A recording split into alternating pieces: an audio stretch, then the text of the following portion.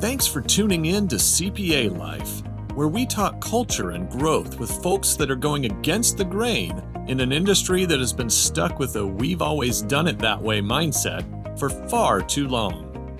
Join host John Randolph and learn how a sustainable, family-friendly career in public accounting doesn't have to be the exception to the rule. Welcome to CPA Life. Hello, everyone, and welcome to a new year with the CPA Life podcast. I'm Justin Grant, the producer of CPA Life and founder of professionalproductions.net. And I'll once again be taking over hosting duties as John shares his thoughts on the state of the profession and the fears, frustrations, and desires that he sees as most relevant and most vital for firms going into this middle year of the decade of the 2020s. So, without further ado, the founder of Benaya Consulting Group, John Randolph, thanks for being here. You know, it's interesting when you say the middle of this decade. It's that just threw me for a loop because I've never thought about it that way. But you are right. Just think, we're 25 years, and some people may get this. Some of our audience may not. We're 25 years away from Y2K. Oh, yes. When the whole world was going to cease to exist, computers were going to stop working, and we were all just going to figure out how to do things manually the next day. You know, that's a great way of putting it, because if it were not for a great deal of intervention on the technological side leading up to Y2K, we very well may have been doing it all by hand after that. Yep. But a penny of prevention led to a pound of cure in that instance. And maybe we can talk about that in context of this episode. What do you think? I think it could be a pretty decent segue into some of the things that we're seeing and, just kind of the overall marketplace and demands we're seeing from clients, and some things that people can do if they're considering making a move in the marketplace to make themselves a little bit more attractive to potential firms that they're interviewing with, and some things that firms can do also to make themselves a little bit more appealing when they're talking to candidates in the marketplace today.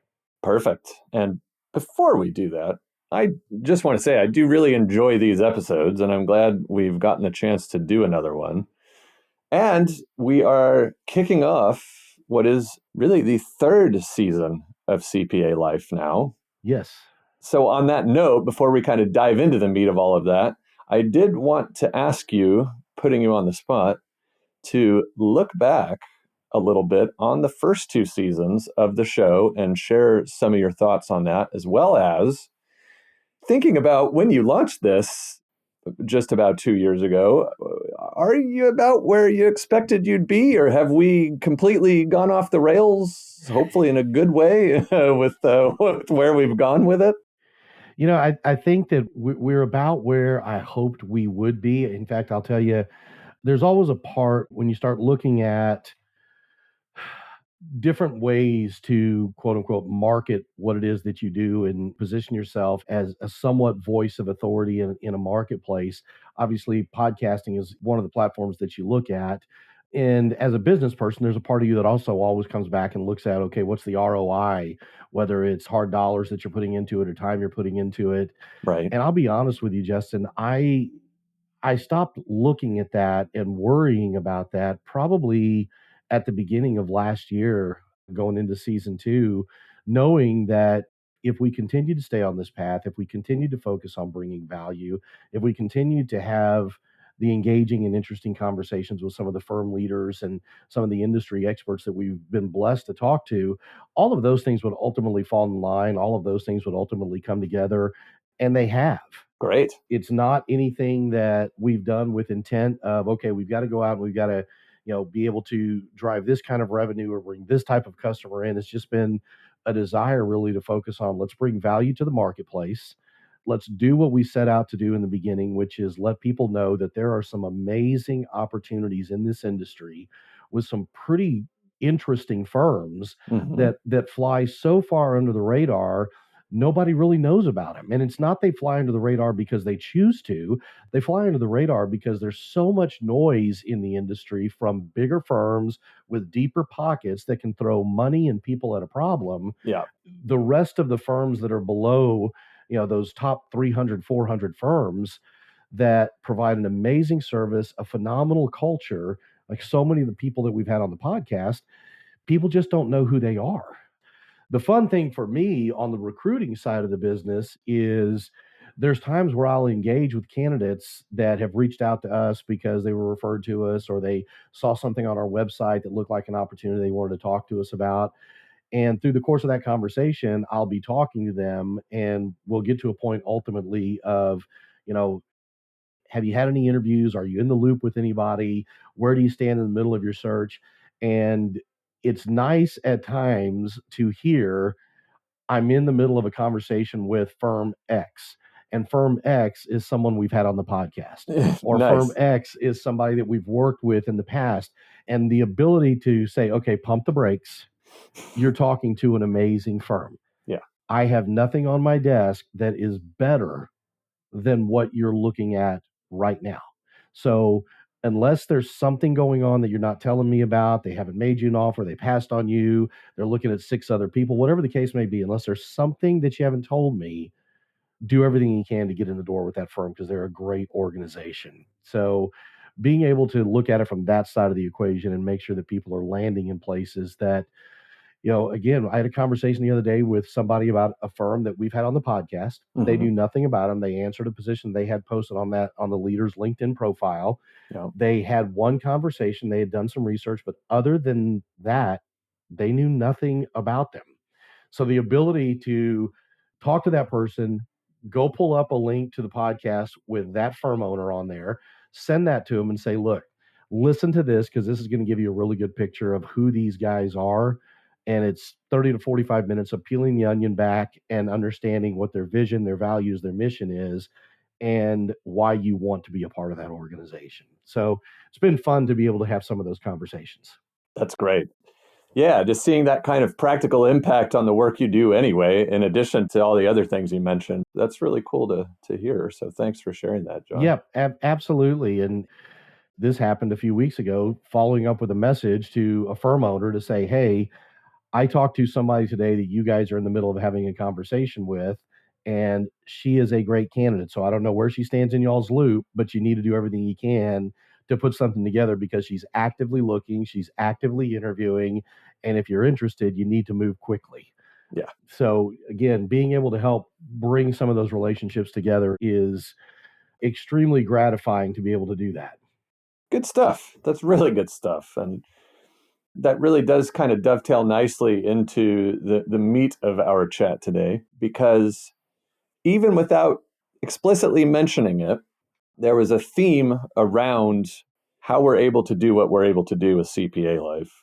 This theme was touched upon in an exchange that I actually had the pleasure of producing recently on the 2025 kickoff episode of the Upstream Leader podcast. Jeremy Clopton was hosting, who, of course, by the way, is also a former guest and friend of this podcast and an all-around great guy, along with Heath Alloway, who is also the other host. Absolutely. So Jeremy was talking to Daniel Hood, the editor-in-chief of Accounting Today, of course. Yep. And Dan's big overarching theme that he had as far as predictions for the upcoming year and beyond was something that can be kind of a bit of a cliche, and that's change.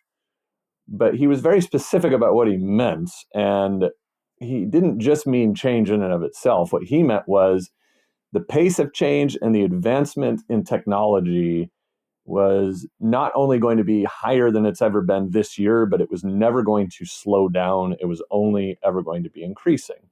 The pace of change of technology in the last 10 years or so, maybe 15, that makes something like CPA Life a reality. We are using technology right now to communicate across approximately 5,000 miles as if we're in the same room as each other, and to make all of you listeners believe that we are in the same room, Right. sound like we're in the same room, that we're having a conversation. So it's everywhere, and it's not something you can ignore. There's no hiding from it. And that is what Dan was focusing on. There's nothing in the accounting profession that you're going to be able to do and say, oh, well, I've got my green ledger book here. I don't need to worry because I'm insulated from this wildly quick pace of change in the accounting profession. Mm-hmm. You're not. And if you don't keep caught up his point was, you're going to pay a price for it. There's no bones about it. So given that, talk a little bit about what you think about what he had to say, especially tie it into, if you can, your own experiences, because you often talk about on the podcast things you run into in the recruiting space that have really good analogs to the accounting profession generally. And oftentimes they're technology related, and for much the same kind of reason I'm sure Dan was talking about. I think that you're touching on something that is really a big issue in not just the accounting space, but I think that the business climate, the business world altogether. And if change is something that scares you, if change is something that causes you a little bit of angst and trepidation at night, you're going to have to do something that gets you past that, because change is the one constant. Anybody that's in business has talked about that, heard that said to them, had a mentor in their life somewhere along the way say that to them. And it's never been more true than it is today. The only difference is the pace of that change, like you're talking about, that Dan was talking about. Yeah. The pace of that change is breakneck. And it's easy to get comfortable. There's nothing wrong with feeling comfortable, but yes, and there's nothing wrong with feeling anxiety at having to deal with change. But like you're saying, you've got to do something about it. absolutely. I think the firms that are able to embrace that and move forward with that and do what needs to be done to understand that status quo is not going to work anymore. I used to work for a mentor years ago, and one of his sayings was, good enough never is. And we live in a world right now where good enough is not going to be good enough, because someone is always going to be pushing the envelope, and it's going to be changing at rapid speed. Yeah. And I think firm leaders and employees that can embrace that and get their hands around that are going to be set up to win so much more effectively and efficiently through the process. I'll give you a perfect example. We started working with a client last year. We talked in probably mid to latter part of October. It was after the 15th. They reached out to us. We had never worked with them. We had engaged with them on LinkedIn. They were a fan of the podcast. We had talked a couple of times, but nothing really in detail. And she reached out to me. I had reached out to her probably a year prior, talking about working together. Wasn't any opportunity there. She reached out. They'd been looking to fill a tax leadership role on their own, had not had luck. We started talking about it. It was a hybrid role. And we discussed the challenges of what she was looking for, the geography she was in. Yeah. She wasn't in a major metropolitan area. So she wasn't sitting in Dallas, Texas, Houston, Texas, St. Louis, Missouri. She was in a rural community about an hour outside of two larger cities in Florida. This is sounding like your wheelhouse, to be perfectly honest. Yeah. And so through the course of that conversation, we talked a little bit about the prospect of remote, but it wasn't something she was ready to jump on. Right. She had originally been referred to me by a couple of firm leaders that I've worked with for a while. And we talked about the fact that, look, reach out to them and talk to them, because they have a piece of their business that is remote. Talk to them about the success they've had and what they've done to ensure that success.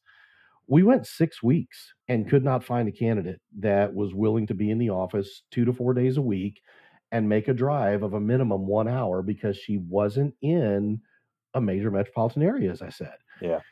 The minute she switched and said, hey, let's take a look at some remote people. And again, it goes back to that change and the pace of change. Right. The minute she said that, we were able to put 2 people in front of her, one of whom we made an offer to, and had that person start the first Monday after Christmas. So she started right after Christmas and was able to start doing some training and some CPE and get on board and begin to hit the ground running this month with them. Yeah.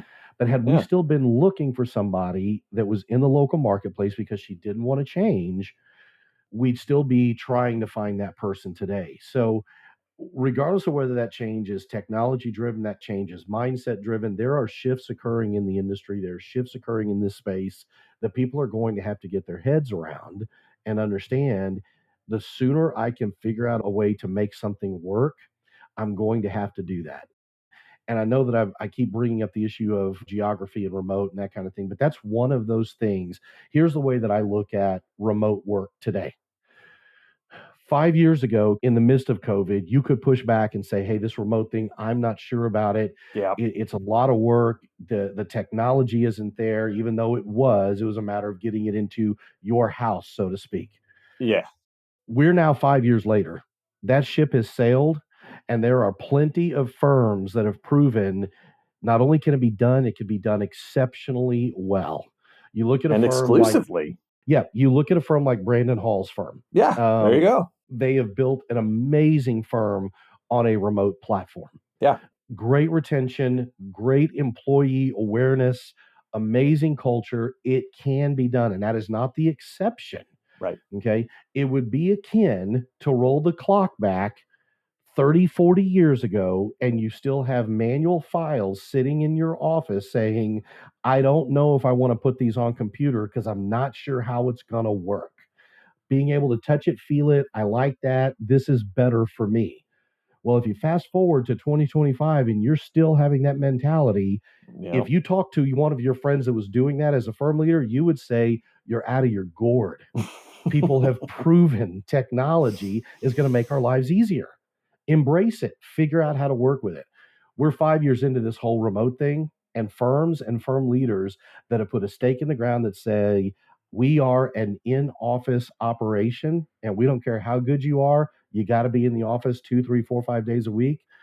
You are cutting off your nose to spite your face from amazing talent that would be a great fit for your firm and could make a difference. Well, and you just gave a great example. We've seen so much growth since COVID in accounting. Like it seems like it's just not going to stop.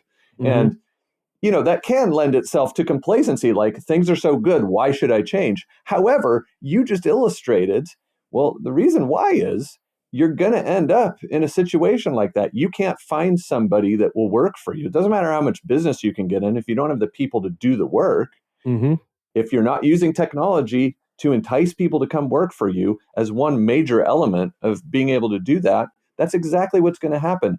All of this growth that we're seeing, it's going to be everybody else growing, not you. And that's just really what should underscore everybody's thinking about it, I feel like. Justin, I had a conversation today with another firm for the first time. Ironically, they were referred to me by the firm I was just talking about that we placed a manager with. Yeah. They have not grown in 3 years. And the reason they haven't grown in 3 years is because they've stayed where they are because they've not been able to add staff. Okay. Business opportunities are there, but they haven't been able to add staff. The challenge is, much like the other firm I was just talking about, they're located in a smaller community, about a 45-minute commute from two larger communities. So they're not really a suburb. Yeah, not even. They're a 45-minute to an hour commute from two larger metropolitan areas. And the firm owner made a comment that I think is a mindset that is going to have to shift, i.e., change, that we're sitting here talking about. We were talking about compensation. And she said, because again, they're ideally looking for somebody in their local marketplace that can be in the office 3, 4 days a week. Okay. We were talking about compensation, and she said, I want people to take into account that we live in a smaller community and our cost of living is not as high as someplace else. And I said, pre-COVID, 2019 and earlier, that's a valid argument. But the problem is, whether you like it or not, that firm that's out of New York or Dallas or Chicago or LA or Miami or Nashville or Charlotte that's recruiting in your backyard. Yeah, they're hunting in these woods. Exactly. They are looking for people in your neck of the woods. And I didn't get into this conversation with her, but one of the things that we track as a firm is who are the top, really not top, but the bottom 20 paying marketplaces in the country for accountants. So we are consistently looking at what markets are paying the least amount of money for comparable talent across the board. And when we start going out to recruit, guess where we go to recruit? Makes sense. We go to Des Moines, Iowa, El Paso, Texas, Oklahoma City. We go to small to mid-size rural communities where we can find a tax manager with 10 years experience and a CPA making 78 to 85,000, and we can offer that person 115 to $120,000. Yeah. That's going to change their life overnight, Oh, yeah. and they're absolutely worth it. They just happen to be sitting in El Paso, Texas, making that money. Right. But they can work for a firm out of Dallas. They can work for a firm out of Baltimore. They can work for a firm out of Seattle, Chicago, and make better market-driven compensation. For the most part, that compensation may be at the bottom range of what our client would pay, but it's still within the range of reality.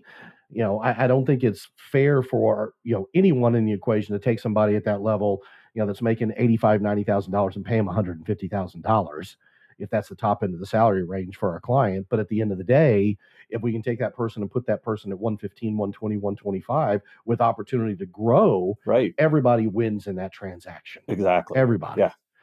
So firms that are in smaller rural communities in North Carolina, Tennessee, Ohio, wherever they may be, they're going to need to understand you may want to take into account your cost of living, but other people aren't, Yeah. because they are being recruited by firms out of New York, out of San Francisco, out of LA, out of Dallas, out of Chicago, and the money that's being offered to them is the money that they probably should be making anyway. So just in that alone, you started to highlight this theme of our show, these frustrations and fears and legitimate ones that firm owners you've talked to have shared. Mhm. So in this case, I can't attract the kind of talent I need to grow. I'm afraid what's happening is bigger firms with deeper pockets or with more technology than me are taking these guys. I just can't compete. What do I need to do? Mhm. So let's look at some of those. And also, hopefully, you agree with me that in a lot of these instances, I think the ways to deal with these problems are easier, or, well, if not easier, they're simpler, maybe, than firm owners think they are. Yep. So why don't you share some more of those common fears and frustrations? So let's touch on, there's probably 8 to 9 of them, but let's touch on 4 of them that Okay. we hear pretty consistently Yeah. All and right. kind of dovetail a little bit together. Number 1, losing key talent. These are their biggest fears, Okay. losing key talent. Again, a perfect example. We're recording this on Monday, the 13th of January. I've gotten 2 emails today from firm owners. Hey, I need help. I had a resignation today. It's a valid fear. Yeah. It's a valid fear. So losing key talent to either larger firms or industry. Other concern that we're constantly seeing is increased competition in the space, Okay. whether it's from other firms, corporate accounting side of things, or non-traditional type businesses that are stepping into the accounting space. We're seeing a lot more CAS focused bookkeeping, accounting, client accounting, CFO advisory firms popping up in the space. Okay. So that's a pretty consistent concern that we're hearing. There's people that are concerned about the decline of the quality of talent in the space, or a decline in the work ethic of the talent in the space. There's either a decline in the talent level or a decline in the work ethic, or a little bit of both that people are concerned about. Right. And then the last thing of all, which is the concern that everybody kind of pulls their hair out with, and that is the overall talent shortage. Yeah. Those are the things that we're seeing consistently from firm owners when we talk to them. And as you said, I don't think that solutions are rocket science solutions. I think there's some pretty simplistic things that people can be doing. It's just a matter of how do you incorporate that into your day if you're a firm owner or a firm leader. Do you do those things in house, or do you outsource those things to somebody like us in a recruiting relationship, a talent advisory relationship? So it just depends on how you go about doing it, but there's some pretty simple solutions through that process. Well, and I like that you phrase it that way, because I was just thinking about what we just said. It's totally natural to feel resistant to change, to not want to change, to feel comfortable in what you're already doing. Mm-hmm. And it's also natural to look at the pain of making a change, even though you can probably rationally say, oh, this is going to save me so much time and money long term, but I just don't want to do it right now because it's not going to be great setting this up. Yep. So it's true. If you can outsource it, you're solving a big part of that kind of psychological block to making the needed change to not end up like that example you gave of the firm that has business opportunities, but it can't take them because it can't get people on board. Mm-hmm. Outsource taking care of that problem. Yep. But let's talk about the third one you listed to start, which was the decline of the quality of talent and or the decline of work ethic. Because I have heard this, and I produce a lot of podcasts, and I have heard a lot of disagreement with that general sentiment. I have seen a lot of optimism as far as the new people coming into the profession, Mm-hmm. that they're of, especially actually kind of dovetailing number two, considering how non-traditional accounting overall is getting, that these multifaceted, interdisciplinary type of folks coming into accounting, it's actually an exciting time for the talent that's coming into the space. What do you think about that? I could not agree more wholeheartedly with you. I think that there are some pretty wicked smart people that are coming into this space. They're logical, they're intelligent, they have a good work ethic. It's just they have a really good idea and I think a little better handle on what they want to do in their career Mm-hmm. than the previous generation or two before them. And possibly where their boundaries are as well. Yeah, absolutely. They know what they will do, they know what they won't do, they know what they want to do, they know what they don't want to do. Now, that does not mean that they are always right.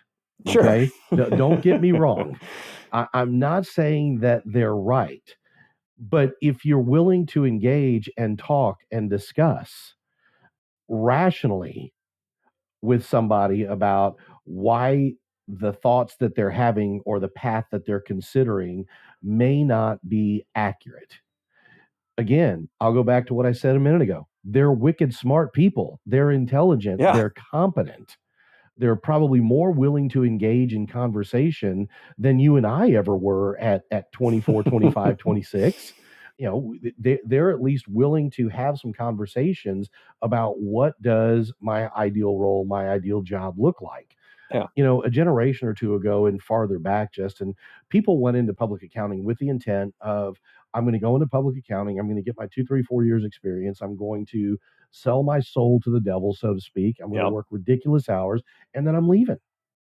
And I'm going to go work for Exxon. I'm going to be, you know, an accountant at Exxon until I retire. Then I'm going to get my pension. Well, a lot has changed through just the overall business climate that you're not going to work at Exxon until you retire.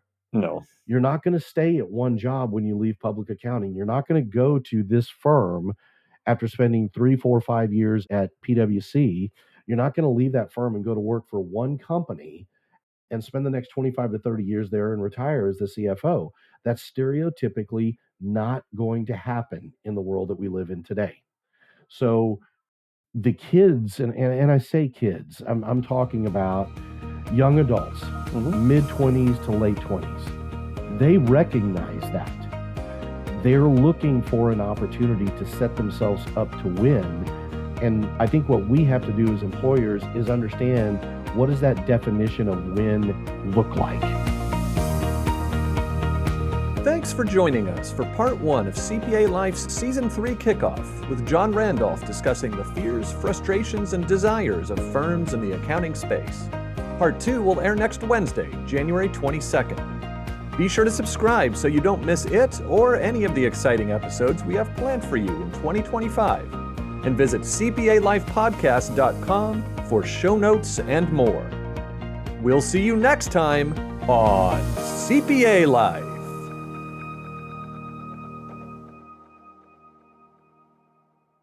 ProfessionalProductions.net